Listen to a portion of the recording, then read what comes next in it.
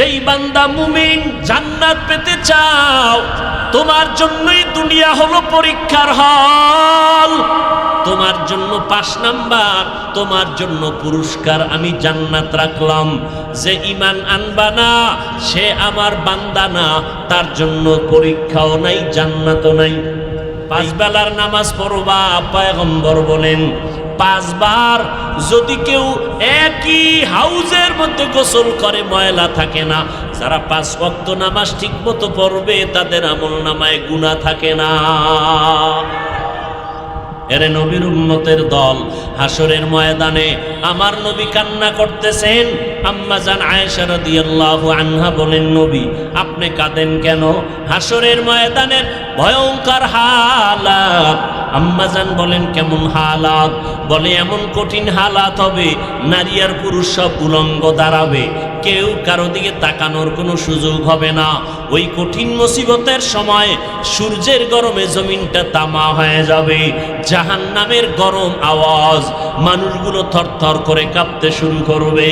আম্মা জানকে নবী বলেন, আয়েশা হাসরের ময়দান এত কঠিন, নবীদের কোনো গুনাহ নাই, তারা পর্যন্ত নাফসি নাফসি বলে কান্না করবেন। মুসা নবী বলবেন, আল্লাহ আমারে বাঁচাও, উম্মতের কথা ভুলিয়া যাবেন। ইব্রাহিম নবী উম্মতের কথা ভুলিয়া বলবেন, আল্লাহ আমাকে বাঁচান। ঈসা নবী উম্মতকে ভুলিয়া বলবেন, আল্লাহ আমাকে বাঁচান।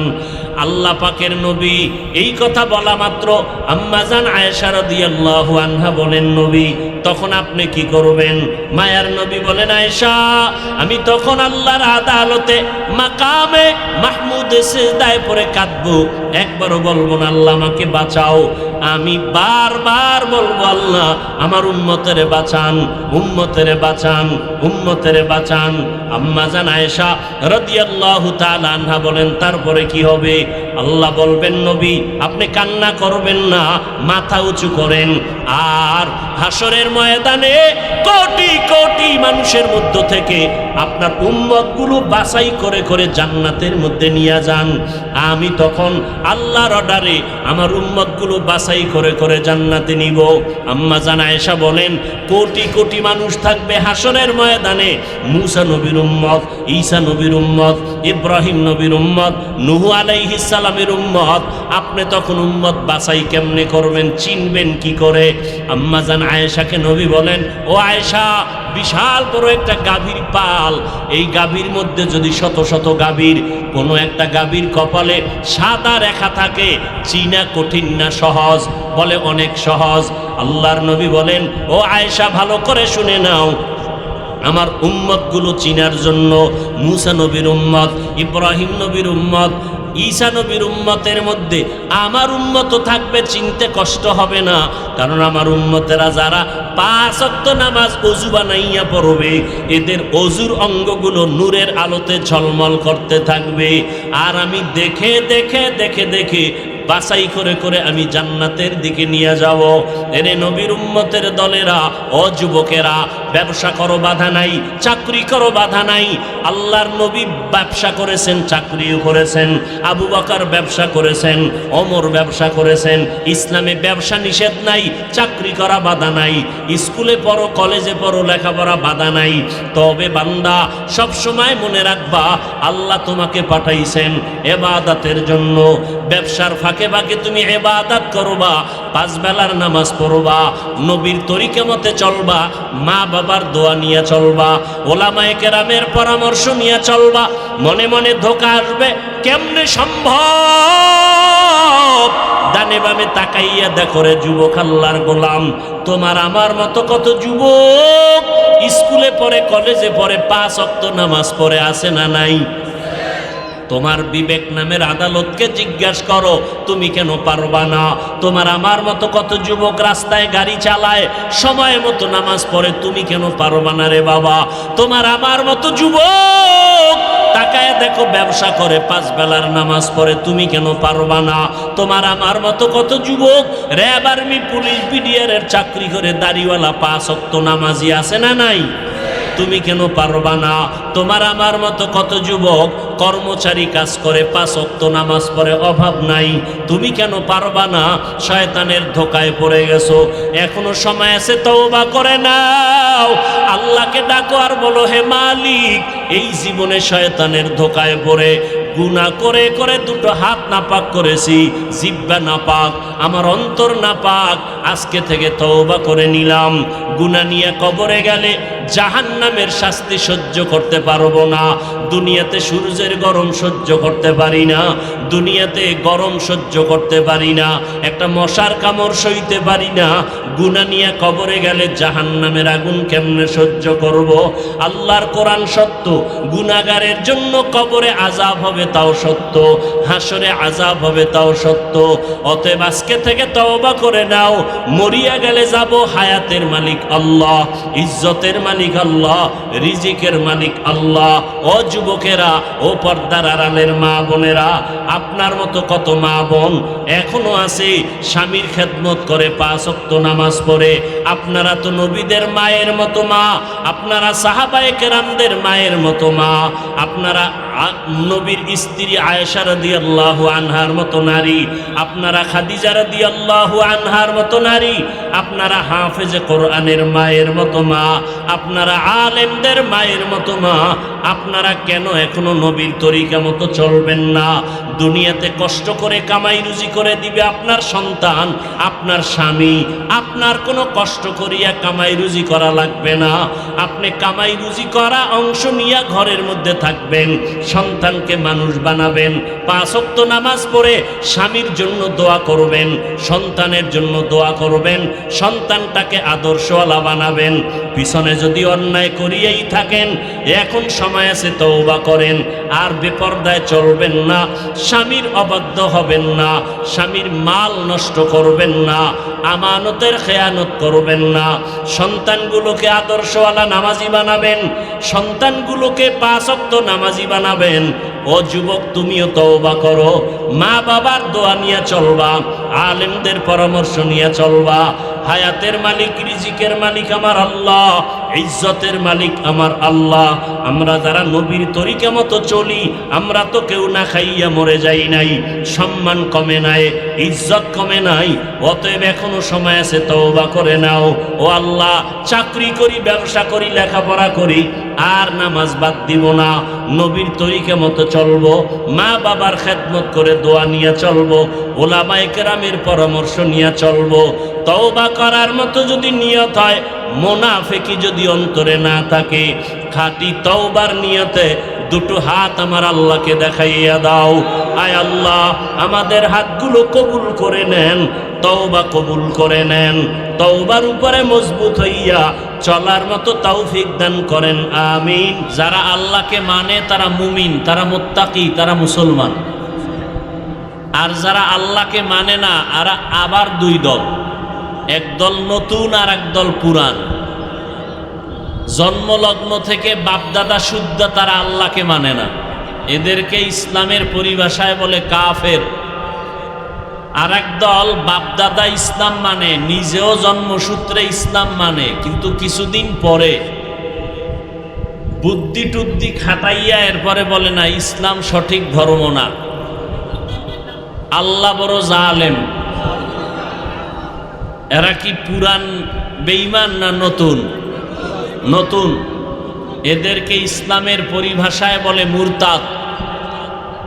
যেমন তাসলিমা নাসরিন এক মুরতাদ, হুমায়ুন আজাদ এক মুরতাদ, আহমদ শরীফ এক মুরতাদ। পুরান যারা আল্লাহ মানে না, এরা কাফের। নতুন ভাবে যারা আল্লাহ মানে না, এরা কি? মুরতাদ। কাফেরের থেকে মুরতাদ আরো খারাপ।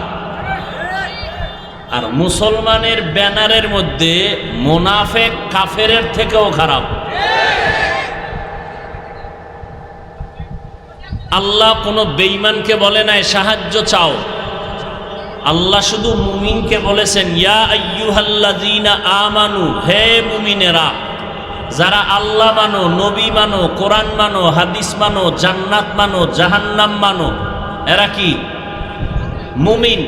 আল্লাহ শুধু মুমিনকে বলেন তোমরা সাহায্য চাও, বেঈমানকে বলেন নাই কেন? কোন বেঈমান জান্নাতে যাবে না, জান্নাত পাবে শুধু মুমিন। জান্নাত কারা পাবে? একমাত্র মুমিনেরা জান্নাত পাবে।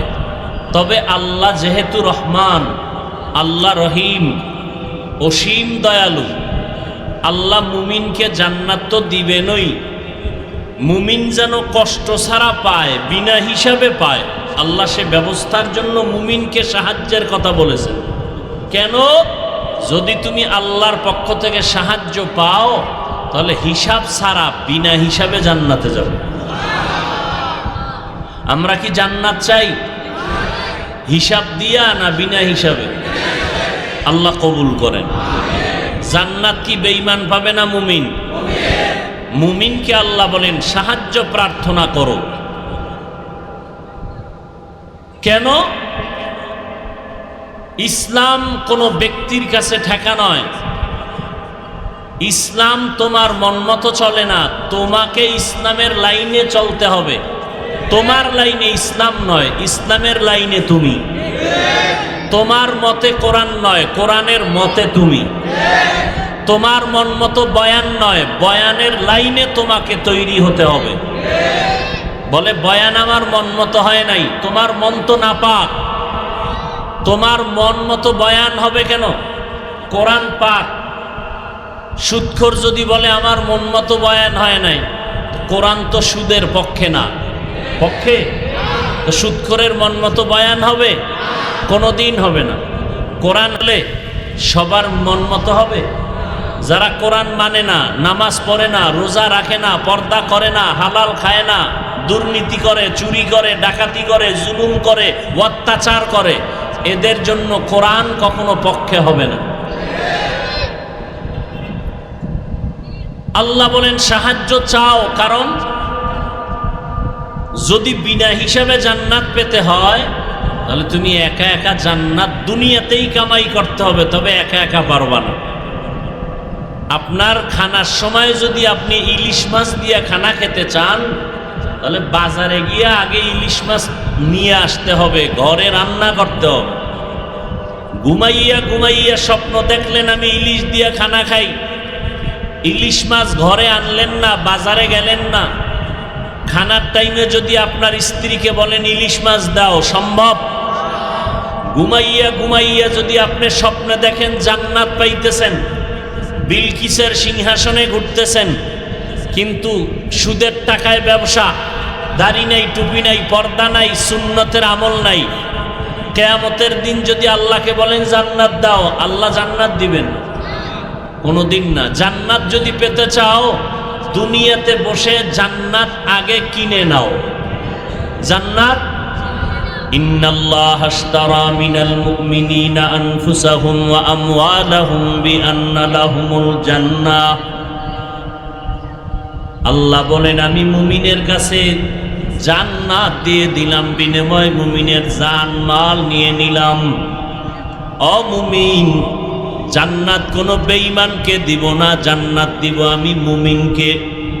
যদিও নবী বলেন জমিনের মধ্যে যত মানুষ জন্মগ্রহণ করেছে, করতেছে, কিয়ামত পর্যন্ত করবে, সবার নামে জান্নাতের মধ্যে নির্দিষ্ট বাড়ি বরাদ্দ করা আছে। নমরুদের নামে জান্নাতে ঘর আছে, ফিরআউনের নামে জান্নাতে বাড়ি আছে, সবার নামে।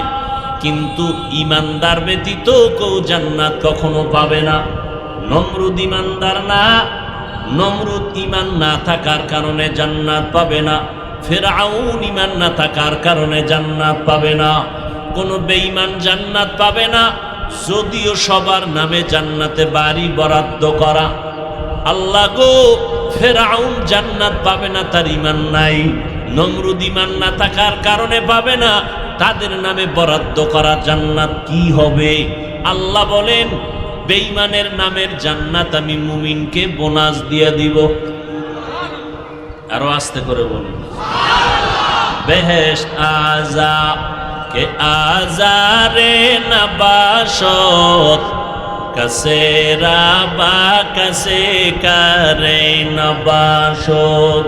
আতিনা ফি দারে দুনিয়া না হাসান আতিনা ফি দারে উকবানা হাসান ইয়া গিয়াসাল মুস্তাগীসিন ইহদিনা লিফতিখারা বিল উলুমি ওয়াল গিনা।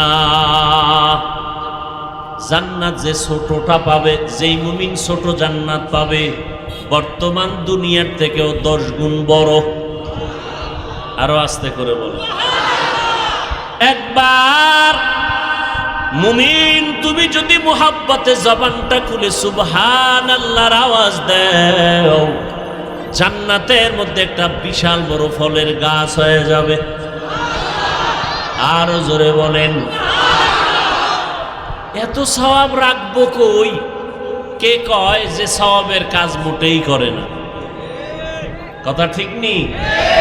যারা মসজিদে টাকা দেয় না তারা বারবার হিসাব চায়। কথা বলেন না কেন? যারা দান করে না তারা কি চায়? হিসাব চায়। আর যারা দান করে তারা দোয়া চায়। তারা কি চায়? একটুখানি নেকের তরে রোজ হাসরের মাঠেতে বাবা ঘুরবে ছেলের পিছে, ছেলে বাবার আগেতে। আহাতে মন কঠিন দিনেতে নামাজ তোমায় ভুলবে না, ঠিক মতো পড়িলে নামাজ জান্নাত তোমার ঠিকানা। ঘুমের চেয়ে নামাজ ভালো আর তুমি ঘুমাইও না, ঠিক মতো পড়িলে নামাজ জান্নাত তোমার ঠিকানা। নামাজ কয় ওয়াক্ত? সপ্তাহে একদিন না প্রতিদিন? মাঝে মাঝে 2-1 ওয়াক্ত ছেড়ে দিলে কোনো সমস্যা হবে? কি বলেন? হবে বলার পরে পড়েন না কেন? এ বিশাল মজলিস, দাঁড়ানোর জায়গা নাই, এত মানুষ, সব আশেকে রসুলের দল, কিন্তু এমন আশেক এই মাঠে আছে আজকে ফজরের নামাজ পড়েন নাই, জোহর আসর মাগরিব এশাও পড়ে নাই। নাই তাই কথা বলেন না কেন? আবার বয়ানের আগে আগে বিড়ি টেনে টেনে ময়দানে ঢুকছে, মোনাজাতের পরে আবার বিড়ি ধরায়া বাসার দিকে চলে যাবে। আশেপাশে একটু যদি তদন্ত করেন দেখবেন বহু কপাল পরা এখনো বয়ান শুনে আর বিড়ি টানে। এরকম আছে না নাই? এই হলো আমাদের হালাত। বয়ান চলতেছে, আবার চায়ের দোকানে টেলিভিশন চলতেছে, মাইকের আওয়াজ যাইতেছে। মনে মনে কেউ ভাবতেছে মাইক বন্ধ করে না কেন, এত রাত বয়ান কেন? কে কয়? হিন্দু না মুসলমান? এত আজ দিয়া হবে কি? কিন্তু মুসলমানের কোনো বাচ্চা আজও পর্যন্ত দেখলাম না যে বলেছে এত যাত্রা গান দিয়া হবে কি। একজন মুসলমানও বলে না এত টেলিভিশন দিয়া হবে কি। ওই একজন বিশ্ববিদ্যালয়ের শিক্ষক কয়, পর্দা যদি আম্মা জানেরা করতে চাও ঘরের মধ্যে থাইকে লেখাপড়া করো, তোমাদের বিশ্ববিদ্যালয় আসার দরকার নাই। কেন কয়? ওটা বিশ্ববিদ্যালয় নাই, ওটা চরিত্রের কারণে বেশ্যাবিদ্যালয় হয়ে যাচ্ছে। আল্লাহ হেদায়াত দান করুন। বাংলাদেশ গোটা পৃথিবীর মধ্যে এখনো একটা নিরাপদ দেশ। আমরা এক মায়ের কোলে আছি, একমাত্র কারণ সিনেমা হল বেশি, এই জন্য। হ্যাঁ, একমাত্র কারণ এই জমিনে, এই সোনার বাংলায় কোরআনের আওয়াজ, আলেম ওলামা বেশি, তাবলীগ বেশি, পীর মুরিদি বেশি, এই জন্য। আল্লাহর জিকিরের আওয়াজ বেশি, এই জন্য। না হয় ধ্বংস হয়ে যেত আরো বহু আগে। দেখেন না, 30 বছর পরে কবর খনন করে লাশ বের করে দেখে সাদা কাফনে কোনো দাগ নাই। বাংলার জমিনের ইতিহাস প্রতিদিন যেই পরিমাণ ওয়াজ হয় বাংলাদেশে, মোনাজাত হয়, কান্নাকাটি হয়, পৃথিবীর আর কোন রাষ্ট্রে হয় না। জিন্দগি মে বন্দগি তু করনা হে,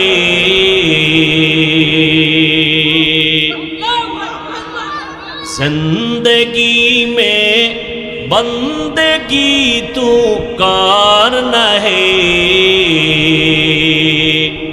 जिंदगी में बंदगी शर्मिंदा है, जिंदगी में बंदगी शर्मिंदा है। दुनिया में हो दुनिया का तलबगार ना हो, बाजार से गुजर हो खरीदार ना हो,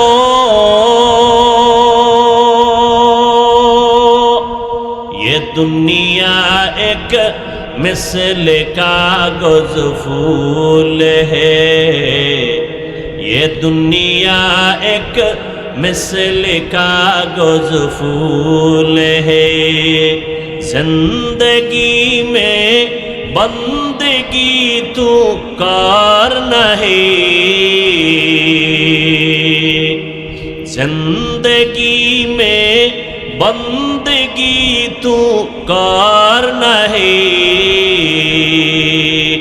जिंदगी में बंदगी शर्मिंदा है, जिंदगी में बंदगी शर्मिंदा है, जिंदगी में बंदगी कुन बंदगी, बंदगी बे जिंदगी शर्मिंदगी। আল্লাহ তাআলা বলেন, আমি মুমিনকে জান্নাত দিব, আর যে সমস্ত বেঈমানের নামে জান্নাতে ঘর আছে, ঈমান না থাকার কারণে তো ওরা জান্নাত পাবে না। ওই বেঈমানের জান্নাতগুলো আমি ওই সমস্ত মুমিনদের বোনাস দিব, যেই মুমিনেরা শুধু মূল ইবাদত করে না, ওভার ডিউটি পালন করে, 5 বেলার নামাজ পড়ে ঘুমায় না, ইশরাক পড়ে, আউয়াবিন পড়ে, চাশতের নামাজ পড়ে, তাহাজ্জুদের নামাজ পড়ে, রমাজান শুধু রোজা রাখে না, সপ্তাহের বৃহস্পতিবারে রোজা রাখে, সোমবার দিন রোজা রাখে, মুহররমের রোজা রাখে, আশুরার রোজা রাখে, আরাফার রোজা রাখে। শুধু তাই না, ধনী মানুষ বছরে শুধু একবার যাকাত দিয়া ঘুমায় না, সময় পাইলেই গরিবের হাতে টাকা দেয়, যার বস্ত্র নাই তারে পোশাক দেয়, চিকিৎসা করার কোনো কায়দা নাই, অসহায় চিকিৎসার ব্যবস্থা করে দেয়। আল্লাহ কয়, নবী জানায় দেন, আমি এই সমস্ত মুমিনদেরকে বেঈমানের বানানো জান্নাত আমি বোনাস দিয়ে দিব।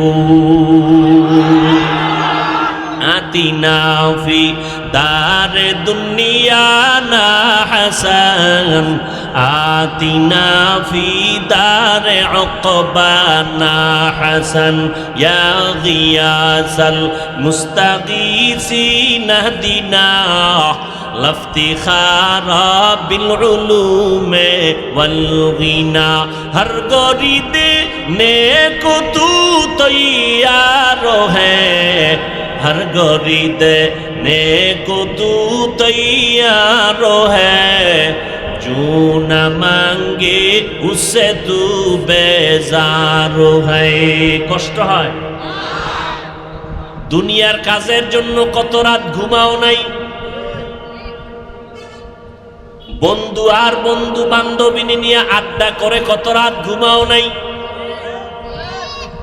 আজ এই জমিনের মধ্যে যদি আল্লাহর দ্বীনের জন্য একটা রাত ঘুম নষ্ট করে দাও, কিয়ামতের ময়দানে আমি আল্লাহ এই কষ্টের বিনিময় কোরআনের মোহাব্বতে বিনা হিসাবে আমার আশিকদের জান্নাত দিয়ে দিব।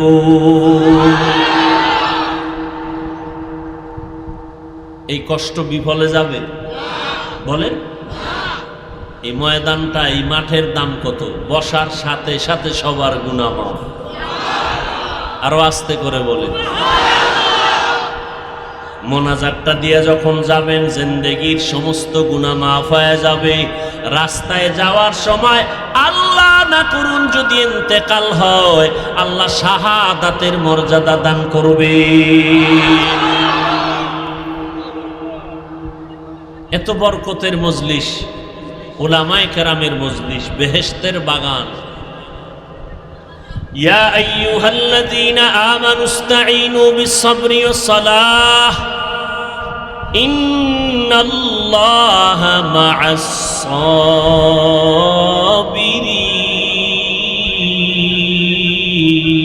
আল্লাহু আকবার।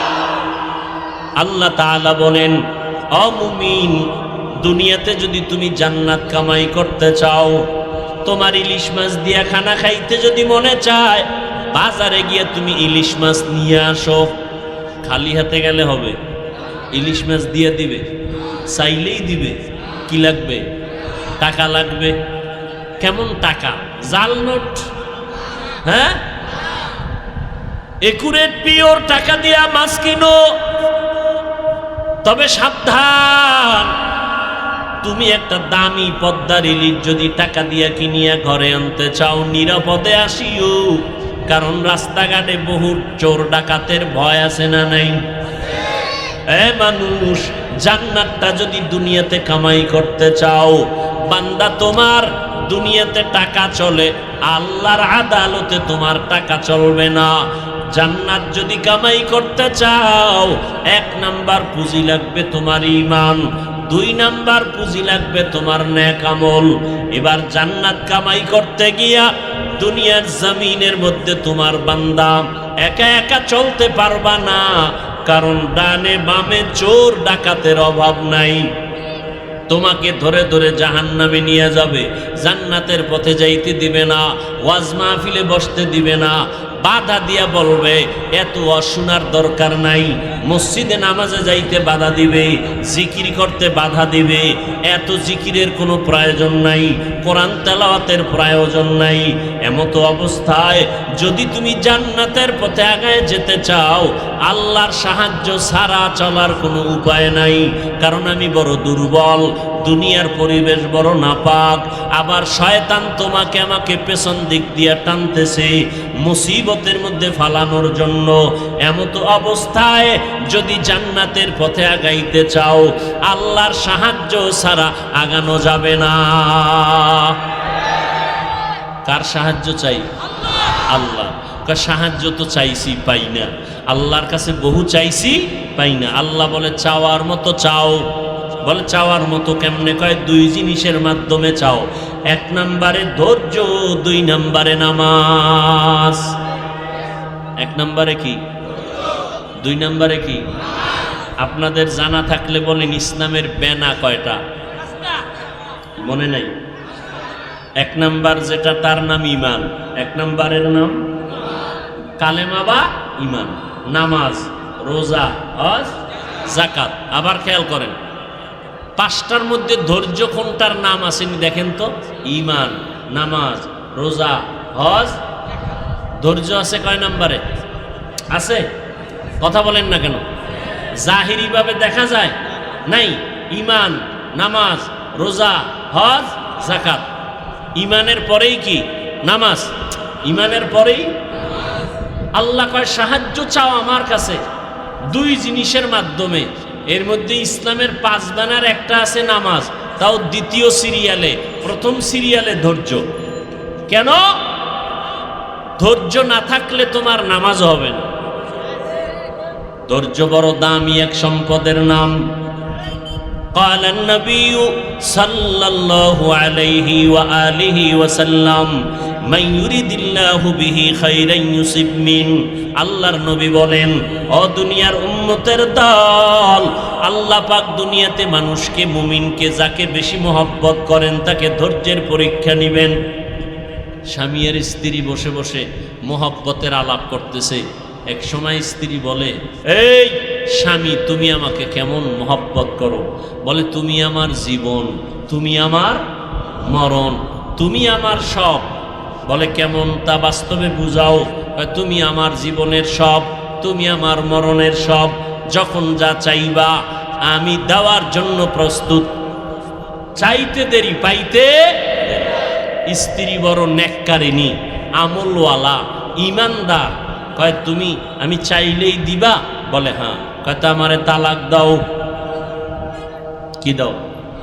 আমাকে তালাক দাও। স্ত্রী এই কথা বলা মাত্র স্বামী বলে, এটা একটা কথা হইল? বলে, না, তুমি ওয়াদা করেছো চাইলেই দিবা, দাও। স্বামী বলে, গলায় ছুরি লাগবে, জীবনে এই শব্দ জবানে উচ্চারণ করব না। কথার কাটাকাটির এক পর্যায়ে দুজন পয়গম্বরের দরবারে সমাধানের জন্য রওনা। এই এরা এরকম করে কেন? কি মোনাজাত দিয়ে দিব? হ্যাঁ, মরাডারে মারো কেন? কয়, লড়ে কেন? মোনাজাত দিয়ে দিব? কারো জ্যৈষ্ঠ মাস, কারো সর্বনাশ, বসার জায়গা পায় না, এরা উঠে যাইতেছে। শয়তানে যারে ধরে কাম থুইয়া আকাম করে, কাম থুইয়া আকাম করে। মানুষ বসার জায়গা পায় না। আল্লাহ সব ভাইকে কবুল করে। কষ্ট হইতেছে না? আর একটু সময় আমি নিতেছি, অল্প টাইমে শেষ করে দিব। স্বামী আর স্ত্রী কোথায় রওনা? নবীজির দরবারে রওনা। তুমি ওয়াদা করেছো আমি চাইলেই দিবা, তালাক চাইলাম দাও না কেন? সমাধানের জন্য পয়গম্বরের দরবারে রওনা। রাস্তার মাঝে যাওয়ার পর হঠাৎ স্ত্রীটা তাকায় দেখে স্বামী বেচারা পড়ে গিয়া পাও ভেঙে গেছে। কান্না শুরু করলো, হাঁটতে পারি না, পায়ে ব্যথা পেয়েছে। স্ত্রী ডাক দিয়া কয়, স্বামী আমার, বেয়াদবি মাফ করে দাও, দুজনে চলো বাড়ি। নবীর দরবারে যাওয়ার প্রয়োজন নাই। আমি যে তোমার কাছে তালাক চেয়েছিলাম, আমার কথা আমি উল্টো করে নিয়ে নিলাম। স্বামী বেচারা সহ স্ত্রী বাড়িতে রওনা। বাড়ির আঙ্গিনায় গিয়া স্বামী ডাক দিয়া কয়, বিবি তালাক চাইলা কেন, আবার ফিরে আনিলা কেন? স্ত্রী ডাক দিয়া কয়, স্বামী আমার, নবীজির হাদিস তুমি শুনাইছো, আল্লাহ যাকে বেশি মোহাব্বত করেন তারে মুসিবত দিয়া পরীক্ষা করেন। তোমার ঘরে আসার পর কোনোদিন আমি কোনো মুসিবত দেখি নাই। ভাবলাম তোমার ঘরে আল্লাহর রহমত নাই। যেখানে আল্লাহর রহমত নাই আমিও সেই ঘরে থাকতে রাজি না। কিন্তু রাস্তার মাঝে যাওয়ার পর হঠাৎ যখন তুমি পড়িয়া পাও ভাঙছো, কান্না বের হয়ে গেল, আফসুস আসতে শুরু হলো, ব্যথা পাইলা, কান্নাকাটি আর মুসিবত। আমি দেখলাম সাথে সাথে আল্লাহ পাক তোমাকে মুসিবতে ফালাইয়া রহমত দান করেছেন। যেখানে রহমত আছে আমিও সেখানে আছি। তাহলে মুমিনের জন্য মুসিবত হবে কি হবে না? আল্লাহ বলেন, وَلَنَبْلُوَنَّكُمْ بِشَيْءٍ مِّنَ الْخَوْفِ وَالْجُوعِ وَنَقْصٍ مِّنَ الْأَمْوَالِ وَالْأَنفُسِ وَالثَّمَرَاتِ وَبَشِّرِ الصَّابِرِينَ।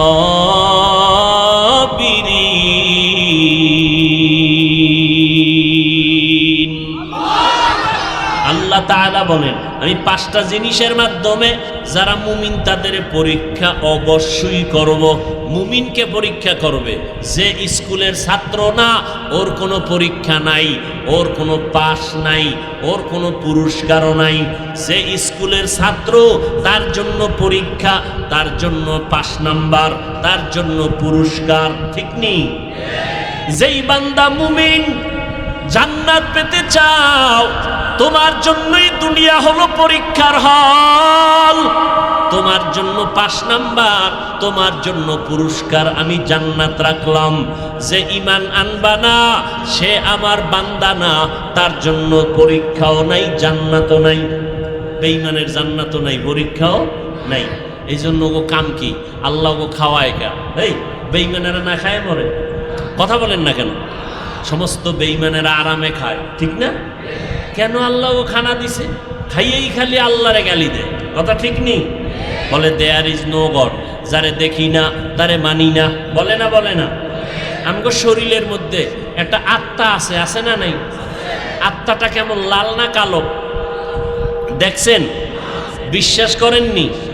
শরীরের ভেতরে আত্মা আছে, বিশ্বাস করতে পারলেন না? দেখিয়া আত্মা বিশ্বাস করলেন না, দেখিয়া কেন আল্লাহকে বিশ্বাস করেন না? এরপরও কেন আল্লাহ বেঈমানের খাওয়ায়? একমাত্র কারণ বেঈমানেরা এমনি খায় না, কাজ কইরা খায়। কাম ছাড়া কোনো বেঈমান খায়? ওরা সব মুসলমানের কর্মচারী। এই মাইক বানাইছে মুমিন, মুসলমান না বেঈমানেরা? কথা কন না কেন? বেঈমান। এই ঘড়ি বানাইছে বেঈমানেরা, ফ্যান বানায় বেঈমানেরা, বাতি বানায় বিধর্মীরা, কথা ঠিক নেই? সারা দুনিয়ার বিধর্মী যারা, তারা বড় বড় বড় বড় মিল ফ্যাক্টরি বানায়, তারা রড বানায়, তারা এইভাবে সুন্দর সুন্দর জিনিস বানাইয়া মুসলমানের হাতে দেয়। প্লেন বানায়, হেলিকপ্টার বানায়। তোরা বানাবি, কর্মচারী হইয়া টাইম মতো বেতন নিবি আর খাবি। আমরা মেহমান হয়ে খালি ঘুরব। মুসলমানের জমিনের মেহমান, মুসলমানের কারণে, মুসলমানের কাজ করার কারণে, মুসলমানের কর্মচারী হওয়ার কারণে বেতন খায় আর টাইম মতো খানা পায়, কথা ঠিক নেই? মুসলমানের এই কাম করার সময় নাই। মুসলমান এই টাইমে শুধু মাওলার জিকির করবে, লা ইলাহা ইল্লাল্লাহ, লা ইলাহা ইল্লাল্লাহ, লা ইলাহা ইল্লাল্লাহ। হাতে করো হাতের কাম, পায়ে করো পায়ের কাম, জবানে শুধু বলো হে মুমিন আল্লাহ তাআলার জাতি নাম, লা ইলাহা ইল্লাল্লাহ, লা ইলাহা ইল্লাল্লাহ, লা ইলাহা ইল্লাল্লাহ, লা ইলাহা ইল্লাল্লাহ, লা ইলাহা ইল্লাল্লাহ, লা ইলাহা ইল্লাল্লাহ, লা ইলাহা ইল্লাল্লাহ, লা ইলাহা ইল্লাল্লাহ, লা ইলাহা ইল্লাল্লাহ, লা ইলাহা ইল্লাল্লাহ। খারাপ লাগে? জিকির কার? জোরে বলো না কোনো পিসাবের? হ্যাঁ, এরে মুমিন ভালো করে মনে রাখো, যখন তোমার যত পেরেশানি আসবে তুমি জিকির করবা। খোদার কসম, জিকির হলো পেরেশানি দূর করার ঔষধ। যখনই কোনো পেরেশানি আসবে জিকির করবেন। আর জিকিরের মধ্যে সর্বশ্রেষ্ঠ জিকির এই যে জিকির করলাম, কালেমা পুরাটা, লা ইলাহা ইল্লাল্লাহ, আসমান জমিন গায়রুল্লাহ, পাহাড় পর্বত গায়রুল্লাহ, লা ইলাহা ইল্লাল্লাহ, লা ইলাহা ইল্লাল্লাহ, লা ইলাহা ইল্লাল্লাহ, লা ইলাহা ইল্লাল্লাহ। কার জিকির? এই জিকিরে যারা বাধা দিবে এরা জালেম। এরা কি? এরা আল্লাহর দুশ্মন, এরা রসুলের দুশ্মন, এরা কালেমার দুশ্মন, এরা ইসলামের দুশ্মন। জিকির করব কার? আল্লাহর জিকির নিয়ে এত ঝগড়া কেন? আবার একদল খাই ইল্লাল্লাহ চলবে না, বলেনি? ইল্লাল্লাহ যদি বাদ দেয়, লা ইলাহা ইল্লাল্লাহ, ইল্লাল্লাহ যদি বাদ দেয়, শুধু লা ইলাহা বললে তো ঈমানই যাবে না। ইল্লাল্লাহ বাদ দিয়া শুধু লা ইলাহা কোনো জিকির নাই, বরং লা ইলাহা ইল্লাল্লাহর মধ্যে ইল্লাল্লাহ আসল। লা ইলাহা মানে কোনো ইলাহ নাই, কোনো আল্লাহ নাই। ইল্লাল্লাহ, আল্লাহ আছেন কয়জন? একজন আল্লাহ যে আছেন এ কথাটা বুঝাইলো ইল্লাল্লাহ। ইল্লাল্লাহ মানে আল্লাহ একজন আছে। লা ইলাহা শব্দে বুঝাইলো কোনো আল্লাহ নাই, কোনো ইলাহ নাই, কোনো মাবুদ নাই, কোনো মাশুক নাই, আছেন একজন আল্লাহ। এই শব্দ বুঝাইলো ইল্লাল্লাহ শব্দ দিয়া। অতএব কালেমার মধ্যে ইল্লাল্লাহই হলো আসল। এই কথা যারা বুঝে না তারা ইল্লাল্লাহ পছন্দ করে না। জিকির করি হিসাবের না আল্লাহ, সব সময় জিকির করবেন তো ইনশাআল্লাহ। বিছানায় শুয়ে পড়ছেন, ঘুমের সময় জিকির করতে করতে ঘুমায় যান। আল্লাহর নবী বলেন, ও বান্দা তুমি যদি জিকির করতে করতে ঘুমাও, ঘুমের মধ্যেও তোমার আমল নামায় জিকিরের সওয়াব দেওয়া হবে। জিকরে হাকামত কে দাই রূহে রাহ মারহামাত ঈদেলে মজরুহেরা। আল্লাহর জিকির আমরা মোহব্বত লাগায় বেশি বেশি করব, ফায়দা থেকে খালি না। মুসা আলাইহিস সালাম কয়, আল্লাহ নতুন একটা জিকির দাও, কালেমা দাও, যেটা কেউরে দাও নাই। আল্লাহ কয় লা ইলাহা ইল্লাল্লাহ পড়ো। এটা তো কমন, সবাই পড়ে। কয় মুসা জানো না আসমান জমিন সহ যা কিছু আছে এক পাল্লায় যদি দেওয়া হয় লা ইলাহার পাল্লা ভারী হয়ে যাবে। লা ইলাহা ইল্লাল্লাহর পাল্লা কি হয়ে যাবে? এই জন্য সব সময় হাঁটতে চলতে কার জিকির? আল্লাহ তো কয় ওই বান্দা আমার কাছে বড় দামি। ইয়াযকুরুনাল্লাহা কিয়ামা ওয়া কুউদান ওয়া আলা জুনুবিহিম ওয়া ইয়াতাফাক্কারুনা ফি খালকিস সামাওয়াতি ওয়াল আরদ।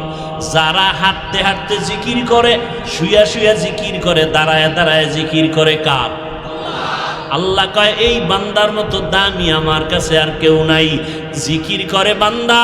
ও মানুষ ভালো করে মনে রাখবা, 24টা ঘন্টা যেই বান্দা ব্যবসা করে তারে ব্যবসায়ী বলে, যেই বান্দা 24 ঘন্টা দোকানদারি করে তারে দোকানওয়ালা বলে, যেই বান্দা 24 ঘন্টা মাছ বিক্রি করে তারে মাছওয়ালা বলে, যেই বান্দা আল্লাহর খাঁটি মোহাব্বত নিয়া সব সময় জবানে জিকির করবে, ওই মানুষটাকে আল্লাহর আদালতে আল্লাহওয়ালা বলা হয়। এমন আল্লাহওয়ালা মরণকালে কালেমার জিকির শিখায় দেওয়া লাগবে না, অটোমেটিক জবানে কালেমা শুরু হয়ে যাবে। ইয়া আইয়ুহাল্লাযীনা আমানুস্তাঈনু বিস-সাবরি ওয়াস-সালাহ। সাহায্য চাও আল্লাহর কাছে দুইটা জিনিসের মাধ্যমে। এক নম্বরে ধৈর্য, দুই নম্বরে হলো নামাজ। ধৈর্যের কথা নামাজের আগে বললেন কেন? বলে ধৈর্য বড় দামি। ধৈর্য যদি না থাকে বয়ান করাও যাবে না, শোনাও যাবে না। ধৈর্য যদি না থাকে মসজিদে আজান শুনলে নামাজ পড়াও যাবে না, পড়ানো যাবে না। যাদের ধৈর্য নাই, ইমাম সাহেব কেরাত বড় লইলেই মাথা গরম হয়ে যায়। কেন? তাদের ধৈর্য বেশি। হ্যাঁ, রমজান মাসে তারাবির নামাজের সময় দেখা যায় কে কত আগে পড়বে, মুসল্লিরা তার নামাজে খুশি। হাফেজ সাহেব যদি গোলেমালে যায় তারপরও বলবেন আমগো হাফেজ বিদ্যুৎ ফেল। গরিব টাইমের দিকে খেয়াল করে। আমগো মসজিদে তারাবি পড়তে লাগছে মাত্র 1.25 ঘন্টা। তোমাগো মসজিদে 1.5 ঘন্টা। আমরা অনেক ভালো, আমরা আরশে আজিমের উপরে দিয়ে আছি। আল্লাহ তাআলা বলেন ধৈর্য বড় দামি এক সম্পদ। ধৈর্য গুণটা যদি অর্জন করো আল্লাহ তাআলা 2টা পুরস্কার দান করবেন। একটা নগদ দুনিয়ায়, আর একটা পুরস্কার হবে মরণের পরে আখিরাতে। দুনিয়ার পুরস্কারটাও বড়, আখিরাতের পুরস্কারটাও বড় ধৈর্য ধারণকারীর জন্য। দুনিয়ার পুরস্কার কি? আল্লাহ কয় ও ধৈর্য ধারণকারীরা, আমি আল্লাহ নিজে তোর সঙ্গী হয়ে থাকবো। ইন্নাল্লাহা মা'আস সাবিরিন।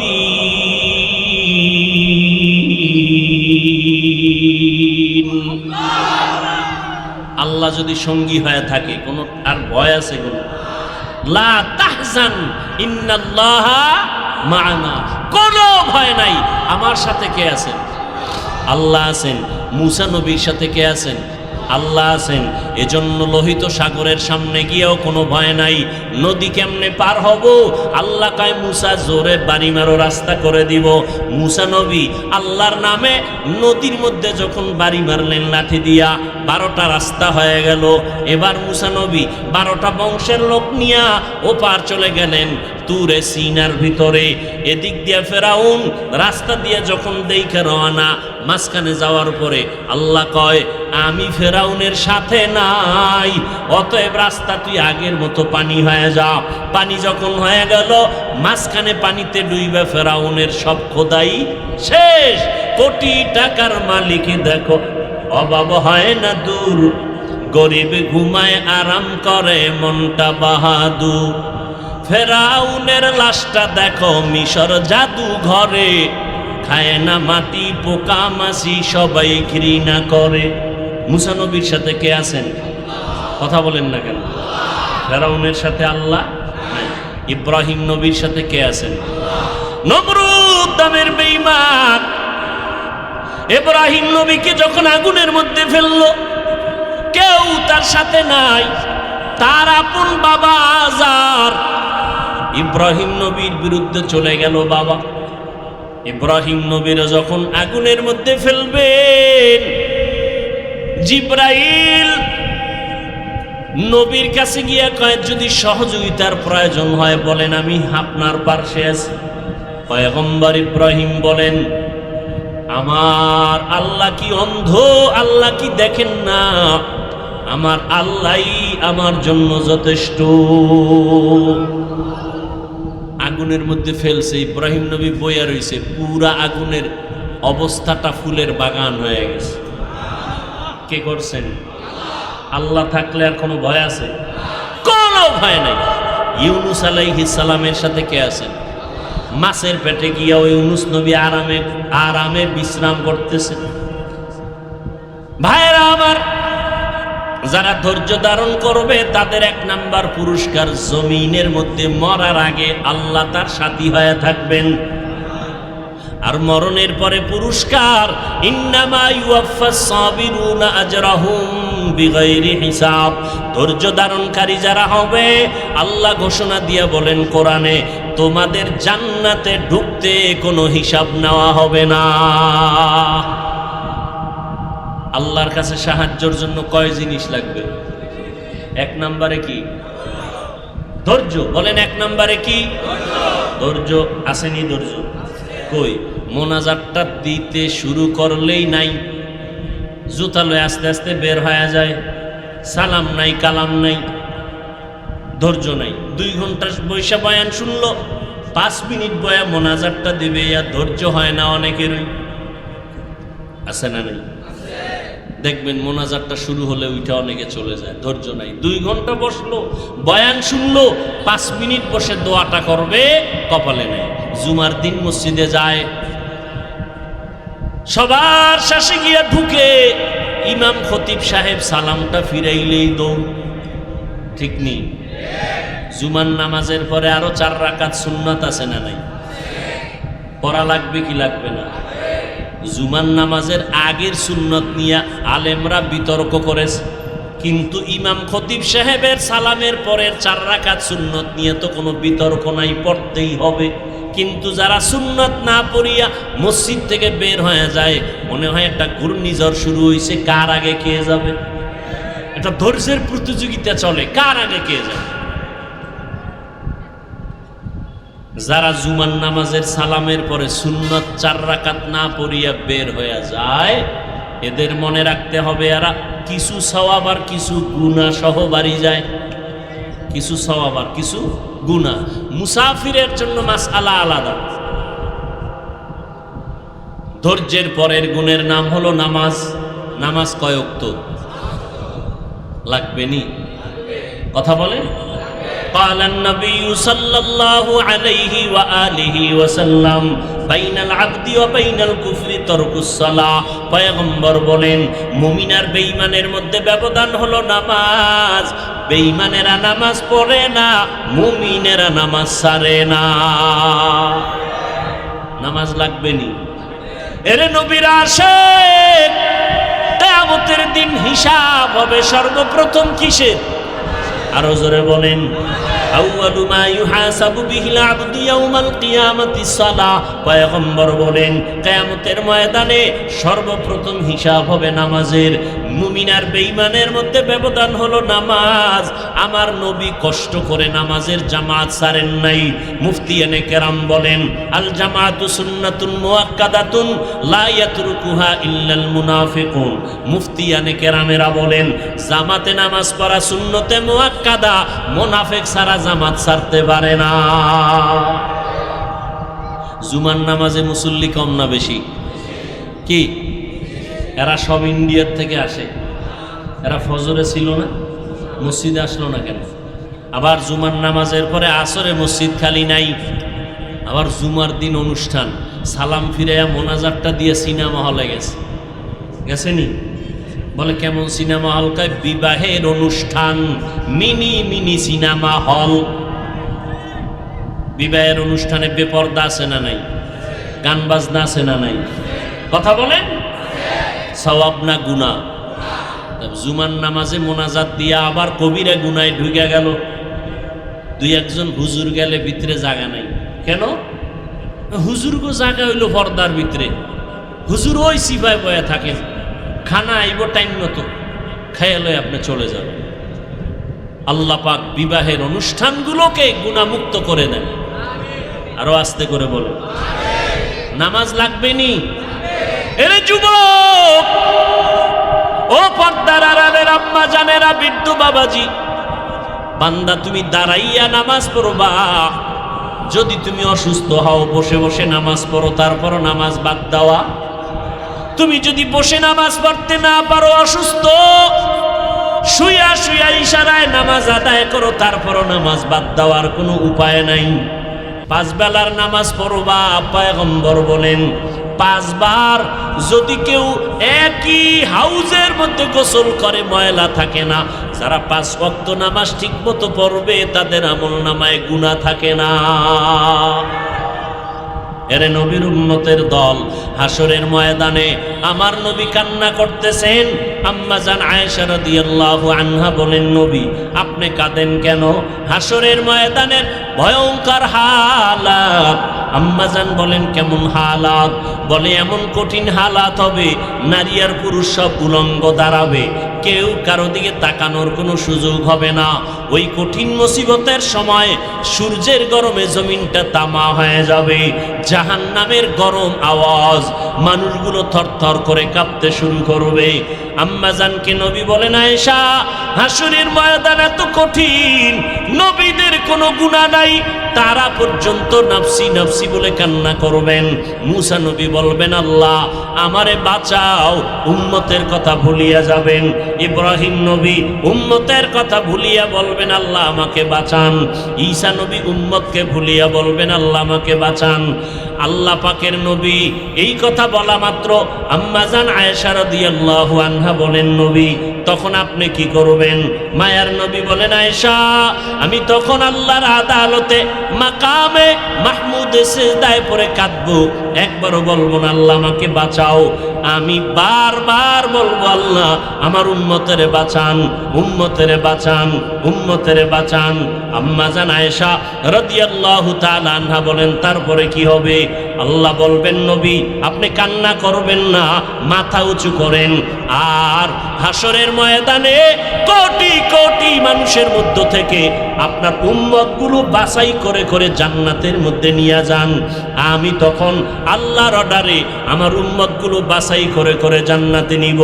আম্মা জান আয়েশা বলেন কোটি কোটি মানুষ থাকবে হাসরের ময়দানে। মুসা নবীর উম্মত, ঈসা নবীর উম্মত, ইব্রাহিম নবীর উম্মত, নূহ আলাইহিস সালামের উম্মত। আপনি তখন উম্মত বাছাই কেমনে করবেন, চিনবেন কি করে? আম্মা জান আয়েশাকে নবী বলেন ও আয়েশা বিশাল বড় একটা গাভীর পাল, এই গাভীর মধ্যে যদি শত শত গাভীর কোনো একটা গাভীর কপালে সাদা রেখা থাকে, চিনা কঠিন না সহজ? বলে অনেক সহজ।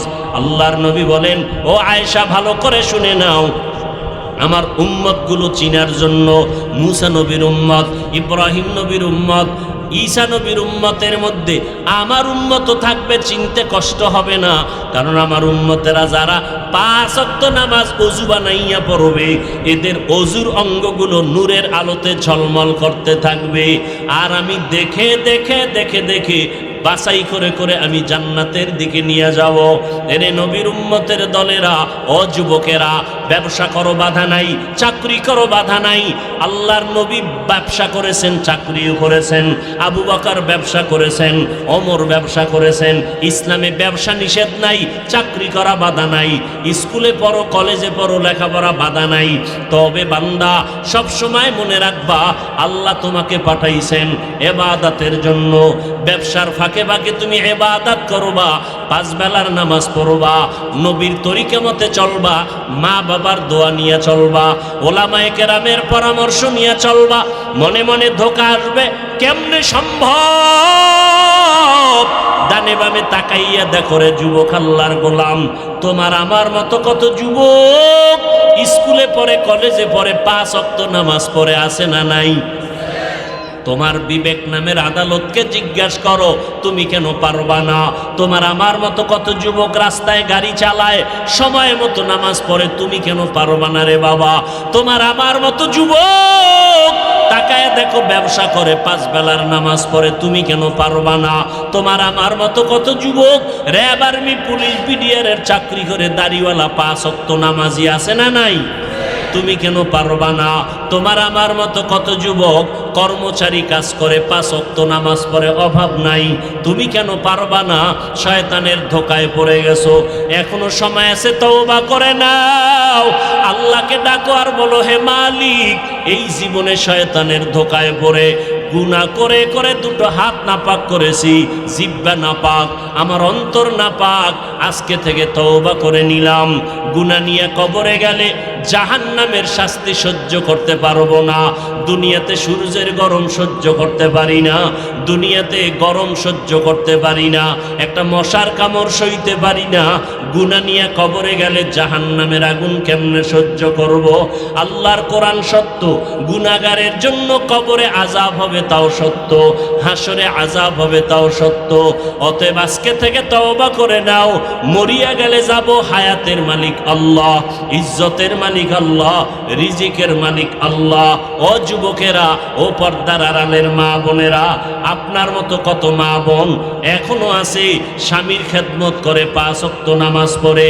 আপনারা তো নবীদের মায়ের মতো মা, আপনারা সাহাবায়ে কেরামদের মায়ের মতো মা, আপনারা নবীর স্ত্রী আয়েশা রাদিয়াল্লাহু আনহার মতো নারী, আপনারা খাদিজা রাদিয়াল্লাহু আনহার মতো নারী, আপনারা হাফেজে কোরআনের মায়ের মতো মা, আপনারা আলেমদের মায়ের মতো মা।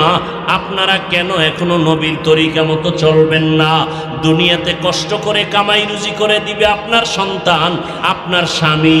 আপনার কোনো কষ্ট করিয়া কামাই রুজি করা লাগবে না, আপনি কামাই রুজি করা অংশ নিয়ে ঘরের মধ্যে থাকবেন, সন্তানকে মানুষ বানাবেন, 5 ওয়াক্ত নামাজ পড়ে স্বামীর জন্য দোয়া করবেন, সন্তানের জন্য দোয়া করবেন, সন্তানটাকে আদর্শওয়ালা বানাবেন। পিছনে যদি অন্যায় করিয়েই থাকেন, এখন সময় আছে, তওবা করেন, আর বেপরদায় চলবেন না, স্বামীর অবাধ্য হবেন না, স্বামীর মাল নষ্ট করবেন না, আমানতের খেয়ানত করবেন না, সন্তানগুলোকে আদর্শওয়ালা নামাজি বানাবেন, সন্তানগুলোকে 5 ওয়াক্ত নামাজি বানাবেন।